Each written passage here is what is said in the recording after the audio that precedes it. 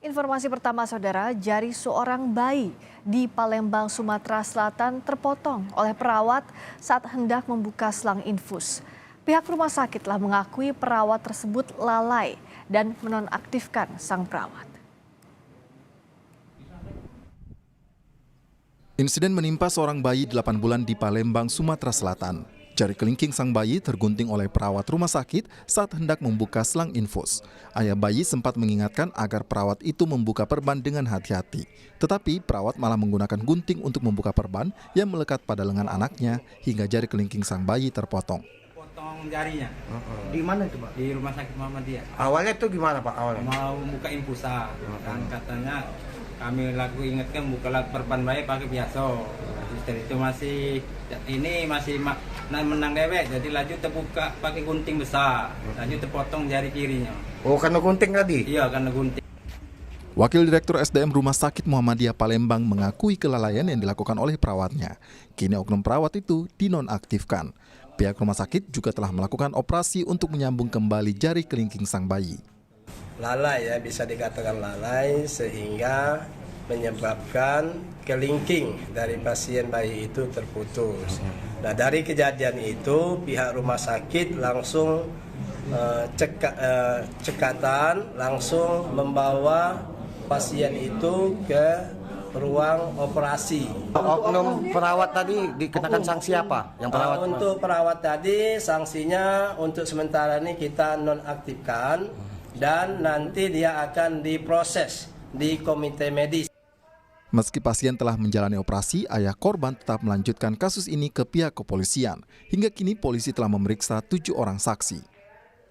Tim Liputan, Kompas TV. Kasus jari kelingking bayi terpotong oleh oknum perawat kini dalam penyelidikan kepolisian. Kasat Reskrim Polrestabes Palembang AKBP Haris Dinzah dalam pesan WhatsApp kepada Kompas TV menyatakan proses penyelidikan tetap akan berjalan sesuai prosedur. Dalam 2 hari secara maraton sudah 7 saksi kami lakukan pemeriksaan baik dari korban dan rumah sakit termasuk juga diduga pelaku sudah kita lakukan pemeriksaan. Besok kita akan gelar perkara untuk menentukan langkah selanjutnya.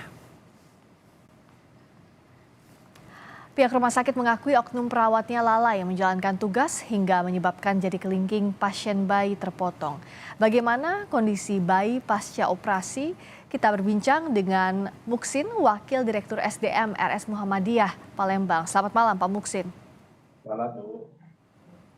Pak Muksin, saat ini bagaimana kondisi bayi pasca operasi?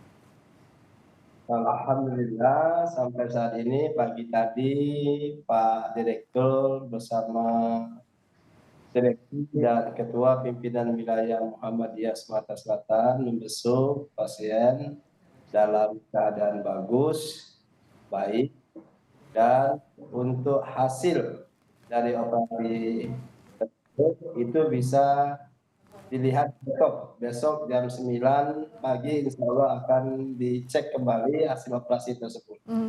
Oh, akan dicek kembali hasil operasinya, tapi hasil operasi sejauh ini dalam kondisi baik dan apakah bisa berfungsi seperti semula Pak Muksin untuk jari bayi ini? Dan belum bisa kami menjawab karena itu masih dalam pembungkusan, jadi kelihatan itu besok ketika hasil perbannya itu dibuka. Oke, jadi baru bisa terlihat hasilnya saat perban dibuka. Yang membuat miris, terutama keluarga, adalah bagaimana kok bisa sampai terjadi insiden ini, Pak? Kronologinya. Nah, seperti yang sudah disampaikan beberapa hari yang lewat, untuk kronologis itu sebenarnya yang berhak menjatuhkan bagian medisnya.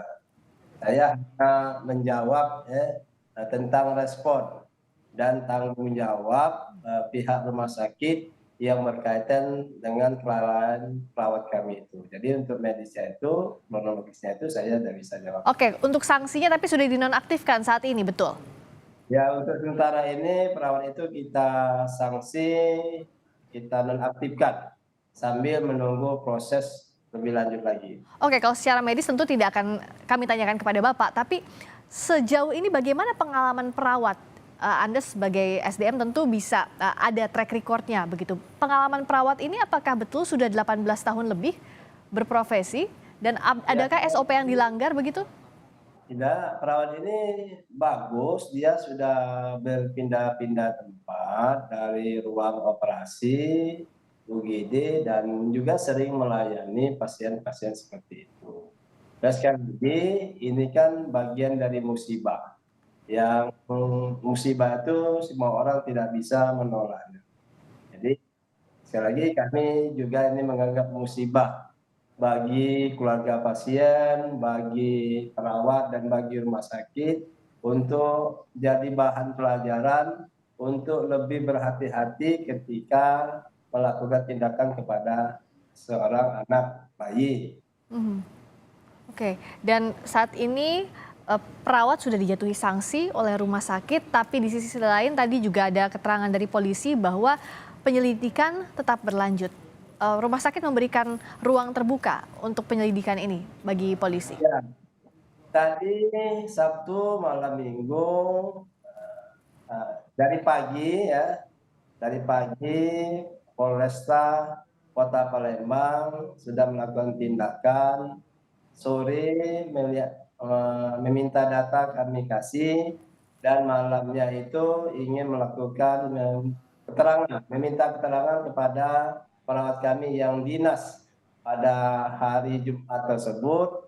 Alhamdulillah yang dinas pada hari Jumat itu semuanya hadir.